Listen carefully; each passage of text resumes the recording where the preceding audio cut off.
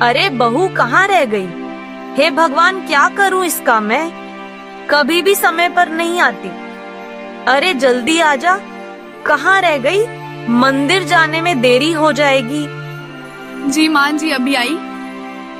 अरे बहू, मैंने तुझे कल ही कहा था कि कल सुबह पंडित जी ने जल्दी बुलाया है। तुझे भी मेरे साथ मंदिर जाना है। एक तो इतने दिनों बाद मैंने तुझे मंदिर जाने के लिए कहा है, उसमें भी तू इतनी देरी लगा रही है। माँ जी, मैं बस नहा रही थी इसलिए देर लग गई।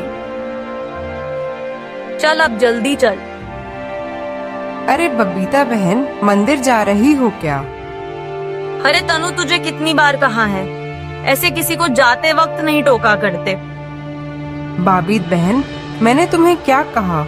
मैंने तो बस तुमसे इतना ही पूछा था कि तुम मंदिर जा रही हो क्या। तनु, मैंने तुझे कितनी बार कहा है, मुझे ऐसे सुबह सुबह कहीं जाते वक्त मत टोका कर। हे भाग्यवान, मेरी बुद्धि भ्रष्ट हो गई थी जो मैं सुबह सुबह इससे हालचाल लेने आ गई। मैं अगर यहाँ थोड़ी देर और रुकी तो ये बुढ़िया पता नहीं मुझे और क्या क्या सुना देगी। बबीता बहन, गलती हो गई, मैं चलती हूँ, मुझे बहुत काम है।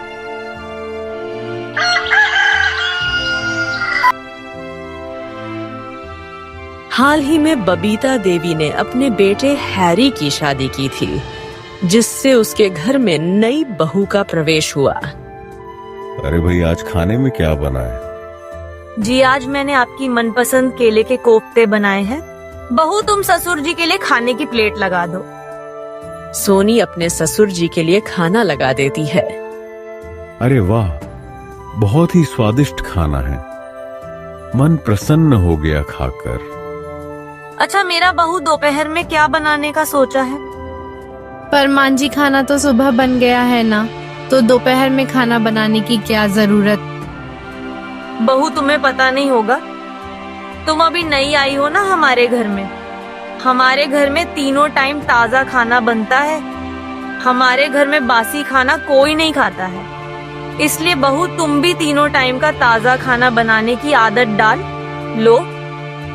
सोनी अब यह सोच सोच कर परेशान हो जाती है कि उसे रोज तीनों वक्त का खाना ताजा बनाना पड़ेगा, क्योंकि उसकी सास तो बासी खाना खाती नहीं है।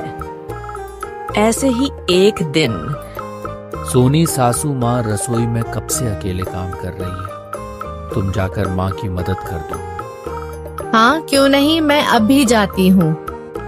सोनी खाना बनाने में बबीता की मदद करने लगती है। धीरे धीरे रसोई का सारा काम अब सोनी के जी में आ जाता है और तीनों समय का खाना सोनी को बनाना पड़ता है। माँ जी, आज खाने में क्या बनेगा? खाना अभी तो सुबह का नाश्ता भी नहीं हुआ। बहू, पहले नाश्ता बना ले। नाश्ते में आलू के पराठे बना ले और उसके साथ धनिया की चटनी बना लेना। दिन के खाने में चने की दाल, गोभी की सब्जी और चावल बना लेना। और रात के खाने में मटर पनीर और रोटी बना लेना। बबीता देवी ने दिन भर का पूरा काम बता दिया और सोनी रसोई में चली जाती है। सारा दिन खाना बनाना पड़ेगा, ये सब मुझसे नहीं हो पाएगा। उस दिन तो सोनी को सब कुछ बनाना पड़ता है। सुबह आलू के पराठे और धनिया की चटनी, दोपहर में दाल, चावल और सब्जी। रात का खाना बनाने के लिए सोनी जब रसोई में जाती है, दिन भर में खाना बनाकर थक गई हूँ, कल सुबह भी यही सब करना होगा। एक काम करती हूँ, आटा ज्यादा गूंथ लेती हूँ और मटर पनीर की सब्जी भी ज्यादा बना लेती हूँ, कल काम आ जाएगा। सोनी यही करती है। वह ढेर सारा आटा गूंथ लेती है और सब्जी भी ज्यादा बना लेती है। रात को सभी खाना खाते हैं और बचा हुआ खाना सोनी रसोई में रख देती है। सुबह जब बबीता देवी फ्रिज खोलती है तो देखती है उसमें मटर पनीर की सब्जी और आटा रखा हुआ है। अरे बहू, रात का खाना फ्रिज में क्यों रखा है? मम्मी जी, खाना बच गया था तो उसे फेंक तो नहीं सकती थी। तो बहू, तूने इतना सारा खाना बनाया ही क्यों? खाना उतना ही बनाती जो रात में ही खत्म हो जाता। कोई बात नहीं मम्मी जी, ये खाना हम आज खा लेंगे। लेकिन मैं बासी खाना नहीं खाती। मम्मी जी, मैं सब्जी गर्म कर दूंगी और आटे की पूरियां तल दूंगी। आपको पता भी नहीं चलेगा कि खाना बासी है।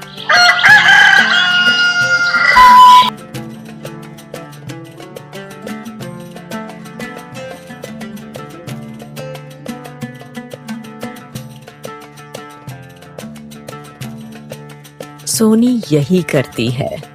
बासी आटे की पुड़िया तल देती है और सब्जी को गर्म कर देती है और सबको नाश्ते में परोस देती है।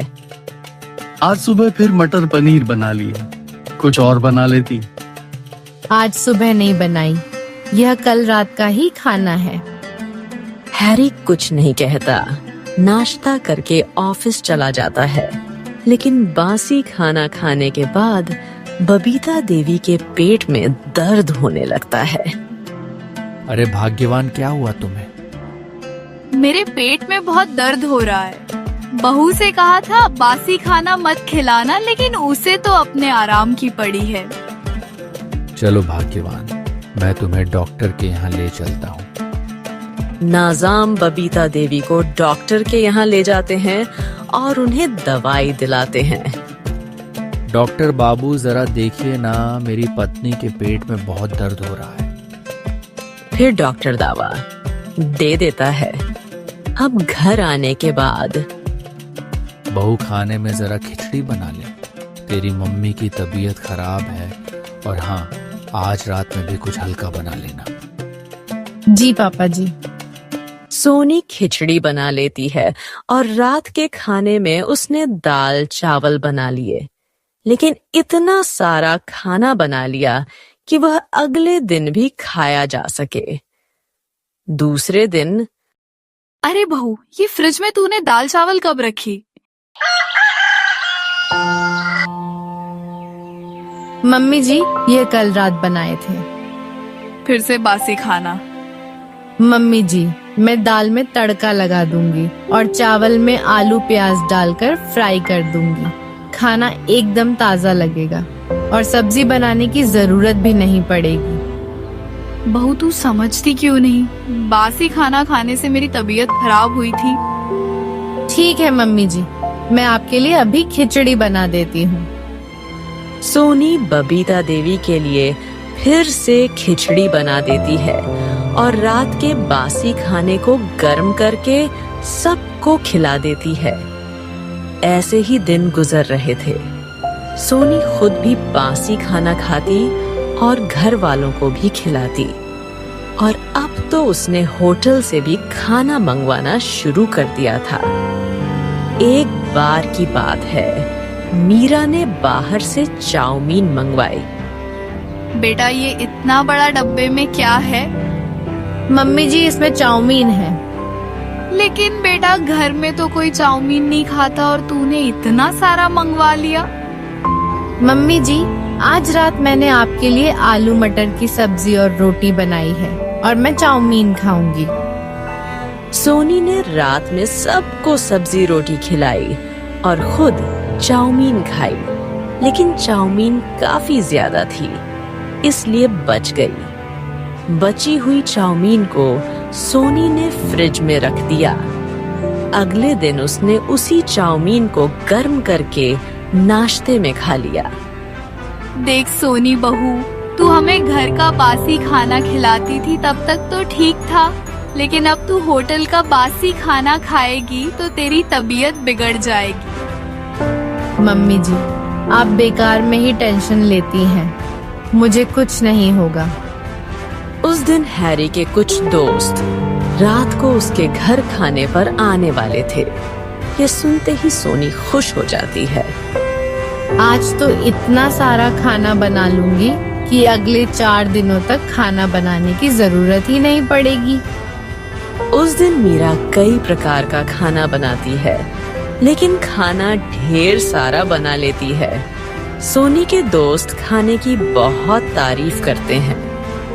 अरे वाह भाभी जी, आपने खीर तो बड़ी ही लाजवाब बनाई है और पालक पनीर की सब्जी तो बहुत ही स्वादिष्ट लग रही है। और ये कश्मीरी दम आलू ऐसे लग रहे हैं जैसे सीधा कश्मीर से ही आई है। बहुत ही स्वादिष्ट है। सभी मेहमान खाना खाकर चले जाते हैं। फिर घर के लोग खाना खाते हैं। रात का खाना हो जाने के बाद बबीता देवी जब रसोई में आती है तो देखती है कि पूरी रसोई खाने से भरी हुई है। सोनी बहू क्या मोहल्ले वालों को भी खाना खिलाएगी? नहीं माँ जी।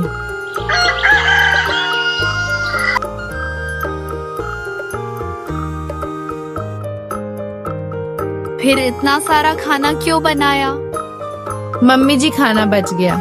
मुझे लगा था कि हैरी जी के सारे दोस्त आएंगे, लेकिन कम ही लोग आए। बहाने मत बना, मुझे सब पता है तूने हमें फिर से बासी खाना खिलाने के लिए इतना खाना बनाया है।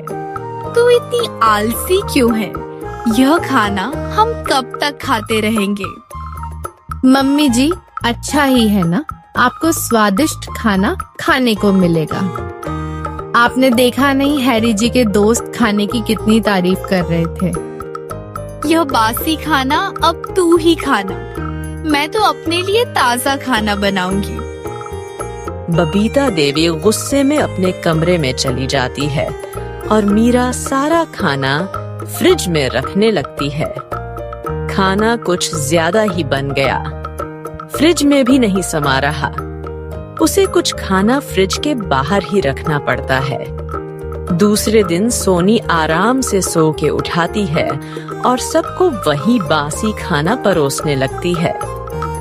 सोनी बहू, मैं और तेरे पापा यह खाना नहीं खाएंगे। मैंने हम दोनों के लिए ताजा खाना बना लिया है। यह खाना तू और हैरी खा ले। अब रात का बासी खाना सिर्फ सोनी और हैरी खाते हैं। बबीता तीनों वक्त अपने और अपने पति नाज़ाम के लिए ताजा खाना बनाने लगी और रात का बासी खाना सिर्फ सोनी और हैरी को ही खाना पड़ रहा था। घर में खाना रहते हुए आप दोबारा खाना बनाएंगे। जब तक यह खाना खत्म नहीं हो जाता, दोबारा खाना बनाने का क्या मतलब मम्मी जी? यह बासी खाना अब तू ही खाना, मैं तो अपने लिए ताजा खाना बनाऊंगी। खाना इतना ज्यादा था कि खत्म ही नहीं हो रहा था। मुझे बासी खाना खाते हुए 2 दिन हो गए हैं। अब मैं और इसे नहीं खा सकता। लेकिन खाना तो अभी बहुत बच रहा है। मैं कुछ नहीं जानता। तुम्हें इतना सारा खाना बनाने के लिए कहा किसने था? हैरी ऑफिस चला जाता है। अब सोनी को बासी खाना खुद ही खाना पड़ता है। लेकिन शाम होते ही मीरा की तबीयत काफी बिगड़ जाती है। उसके पेट में जोरदार दर्द होने लगता है। बबीता देवी हैरी को फोन करके सब कुछ बताती है। हैरी ऑफिस से जल्दी घर आ जाता है और सोनी को डॉक्टर के पास ले जाता है। डॉक्टर सोनी का चेकअप करता है। हैरी सोनी को लेकर घर आता है और फ्रिज में रखा सारा बासी खाना बाहर फेंक देता है। उस दिन के बाद से सोनी की बासी खाना खाने की आदत छूट जाती है। अब रोज तीनों वक्त ताजा खाना बनाने लगती है।